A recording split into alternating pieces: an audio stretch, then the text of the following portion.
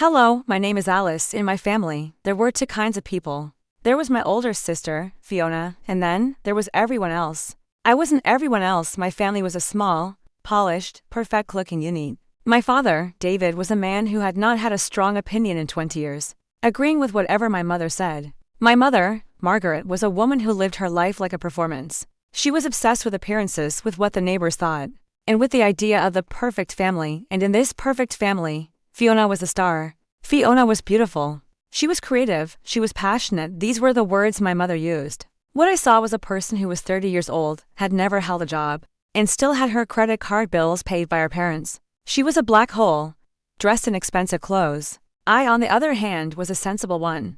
This was not a compliment. It was a life sentence. It was the word they used to dismiss me. I was a gray, practical, invisible daughter. I had a sensible job as a data analyst. I had a sensible apartment. I had a sensible, boring, but growing savings account. I was the one who was good with money, which really just meant I was the one who never asked for any. My successes were quiet. They were met with a simple nod. "That is nice, Alice," my mother would say, before turning back to Fiona. "Now, honey, tell us again about the art class you are thinking of taking." Fiona was the expensive, beloved project. I was the family's emergency fund. I was the daughter they relied on, but I was not the daughter they loved. This year was my parents' 30th wedding anniversary. My mother, Margaret, had been planning it for months. This was not just a small party. This was, in her words, the event of the season. She was going to prove to her friends, and to herself, that her life was a smashing success. The plan was a perfect family trip to Italy. A full, 2-week tour of Tuscany. It was all she could talk about. It was her dream, and Fiona, of course, was her perfect co-planner. They would sit for hours at the kitchen table, looking at brochures for villas I knew we could not afford. I was not asked if I wanted to go. I was expected to. I was part of the set dressing. I tried to be happy for them. I really did. But I was nervous. I was a data analyst. I knew what my parents made. I knew what they owed. This trip, it was not sensible. It was financially reckless. But in my family, you did not talk about reality. You only talked about the performance. I kept my mouth shut.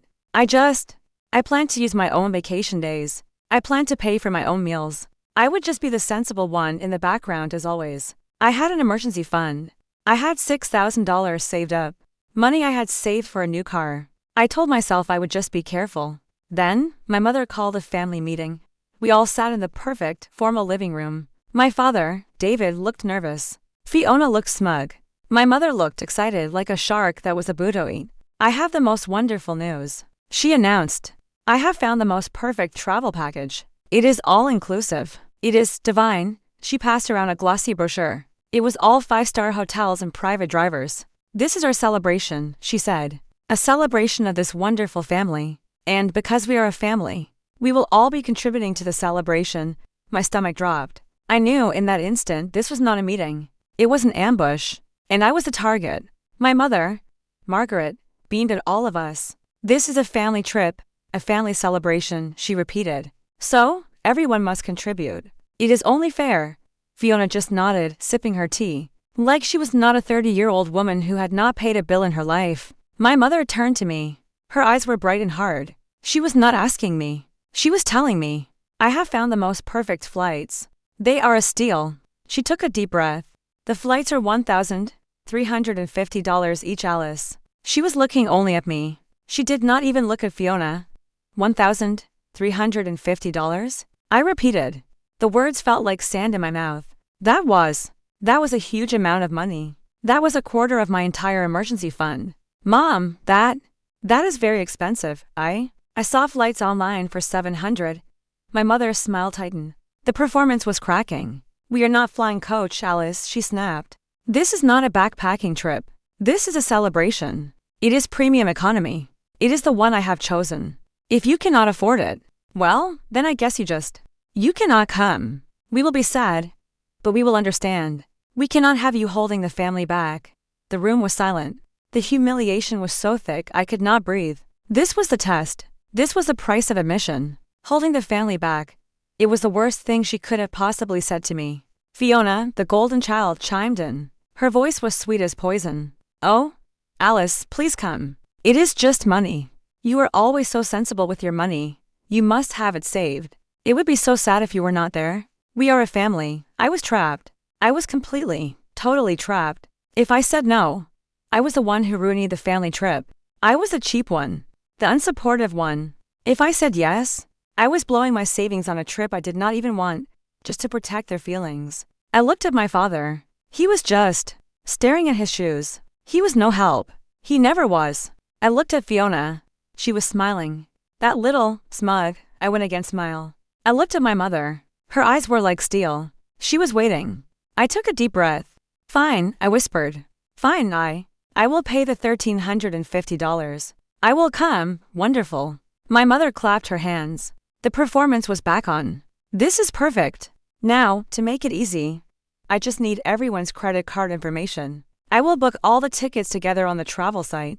That way, we can all sit together. It will be a single, easy transaction. I should have said no. I should have known better. But I was so beaten down, so humiliated that I wanted it to be over. I pulled out my wallet. I read her the numbers. My debit card. The one tied to my savings account. This card is for one charge, I said, my voice firm. $1,350. That is all I am authorizing. Do you understand, Mom? Of course, dear, she said. Not even looking at me. She was writing my numbers down on a floral notepad. Just for your ticket. We are all paying our own. It is a family contribution. I went home that night. I felt sick. I felt violated. I checked my bank account. My $6,000 was still there. I told myself it was fine. The charge would hit in the morning. I would be poorer, but I would still be part of the family. I went to sleep. I woke up at 3 in the morning. My phone was exploding. It was on my nightstand, buzzing and buzzing and buzzing. It was not a text. It was my banking app.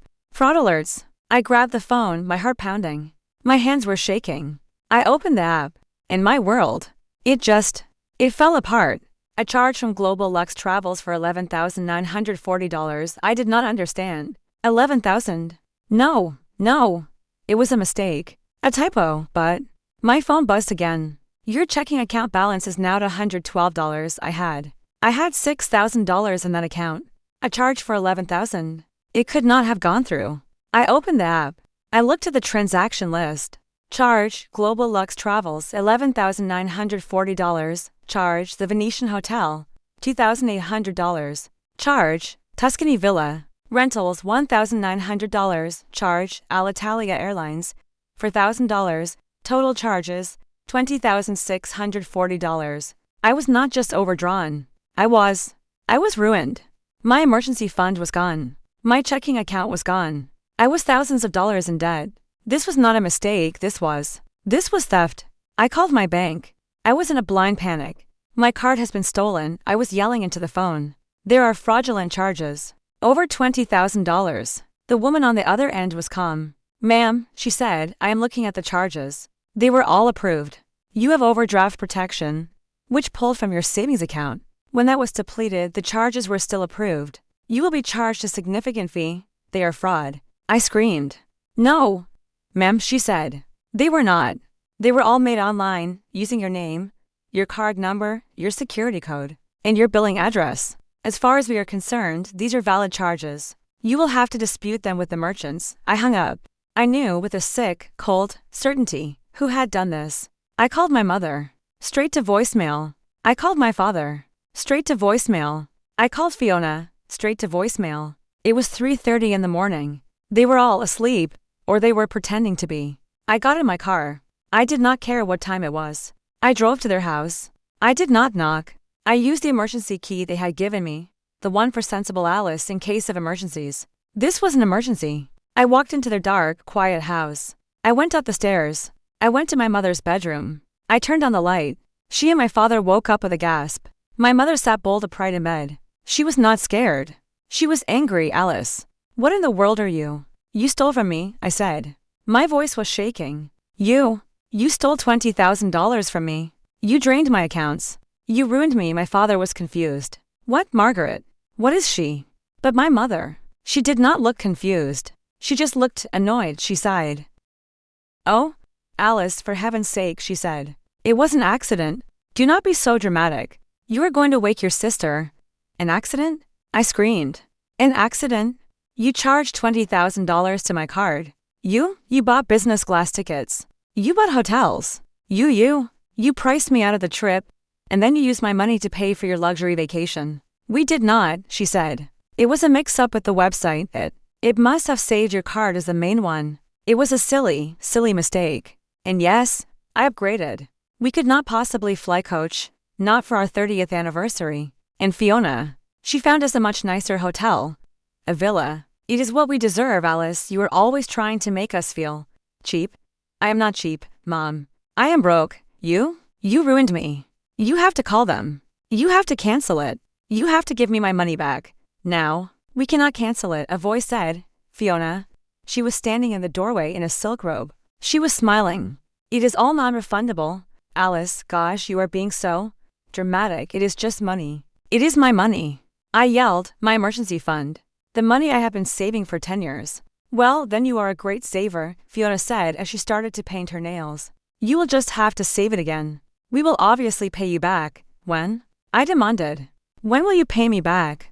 My father, David, finally spoke. He would not look at me. He just looked at his hands. We will pay you back in installments, he muttered. Once we are back from the trip, maybe. $200 a month. We can manage that. I did the math. My blood went cold. $200 a month. For $20,640, it would take them almost 9 years to pay me back. All while my own credit was destroyed. All while I was paying thousands of dollars in interest and overdraft fees. They had not just stolen from me. They had put me in a financial prison. You cannot do this, I whispered. This is illegal. Oh, stop it, my mother snapped. Stop being so hysterical. You are ruining our celebration. We will pay you back. You are just upset because you are not coming. You are the one who said you could not afford the $1,350, so you are the one who backed out. You will have to stay behind. It is your own fault, really. I stared at her. They were going to steal my money, use my credit, go on a luxury vacation and still exclude me. They were truly, finally, monsters. I looked at them. The three of them. My mother, cold and entitled.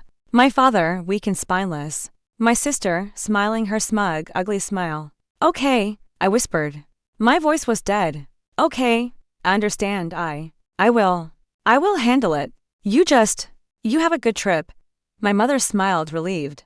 The sensible one was going to handle it. She was going to absorb the cost. Thank you, honey, she said. I knew you would understand. You are always so strong. I turned. I walked out of their room. I walked out of their house. They had no idea what I was about to do. I was not going to handle it. I was going to end it. I did not go home. I sat in my car in the dark, and I called my bank again. It was 4 a.m. I got the same fraud department. Hello, I said. My voice was no longer hysterical. It was cold. It was calm. It was the voice of a data analyst. My name is Alice Spencer. I called earlier. I am calling back to file a formal criminal complaint. The fraudulent charges on my account. They were not made by a stranger. They were made by my mother, Margaret Spencer. She stole my card information. I authorized one charge for $1,350. She then used that information to make $20,640 in additional fraudulent purchases. I have a text message from her admitting to it. I want to press charges. The woman on the other end of the line. Her tone changed. This was not a dispute anymore. This was fraud. I understand, ma'am, she said. We will freeze the account immediately, and we will begin a formal investigation. We will be reversing all the fraudulent charges, and we will be contacting the merchants immediately to cancel the services. Thank you, I said. And one more thing. I need you to send me a copy of that full report. The one with the charge details, the merchant names, and the fact that it is now a criminal investigation. Yes, ma'am, she said. You will have it in your email by morning. I hung up. I was not done. I did not just want my money back. I wanted them to feel what I had felt. That cold, sick, public humiliation. I drove home. I waited. At 9 a.m, my phone buzzed. It was my mother. She was happy. Hi, honey. We are just booking our private car to the airport. So excited. Just wanted to make sure. Did you handle the bank? You are not going to be dramatic anymore, are you? I looked at the text. Yes, Mom. I wrote back. I handled it. It is all taken care of. Wonderful. She replied. We knew you would. You are the best. We will send you a postcard from Tuscany. I waited. I let them pack. I let them get in their rented car. I let them drive all the way to the airport. I let them walk up to the business glass counter for Alitalia. I let them hand over their perfect, expensive new passports. I let them smile at the agent and say, "We are the Spencer party. 3 tickets to Florence," and then I let them hear the words, "I am sorry, ma.am, these tickets. They have been cancelled." My phone exploded. It was my mother. She was not texting. She was screaming. I picked it up. "Alice. Alice, what did you do?" I could hear her. She was in the airport. She was yelling. "They said our tickets are cancelled. They said it was fraud. What did you do?" "Oh, no," I said. My voice was sweet and calm. "That is terrible. I told the bank the truth, Mom. I told them what you did. I just told them the real story. I guess they did not like it. They must have cancelled the charges. You ruined it." She screamed. "You ruined our trip. Our anniversary? What about the hotels? The villa?" "Oh, I am sure they are fine," I said. "After all, you said it was all non-refundable. So you should be able to wait. I am getting an email." "Oh, it is from the bank. It is the full fraud report. It looks like they did cancel the hotels, too, and the villa, and oh, dear. It looks like they have opened a criminal investigation into you, Mom, for wire fraud." The other end of the line was silent. Not just quiet. It was the sound of a black hole. You did this to me?" She whispered. "To your own mother?" "No," I said. "You did this. You told me if I could not afford $1,350, I should stay behind. You were right. I am too sensible to pay for my own mugging. You said you would pay me back in 9 years. I am not that patient. You made your choice, Mom. You wanted a luxury vacation. And I just wanted a new car. And now, I can finally afford one. Have a wonderful anniversary." I hung up the phone. I blocked her number. I blocked my father's number. I blocked Fiona's. I opened my banking app. My money was back, all of it. I sat in my quiet, sensible apartment, and for the first time in my entire life, I felt truly, completely rich.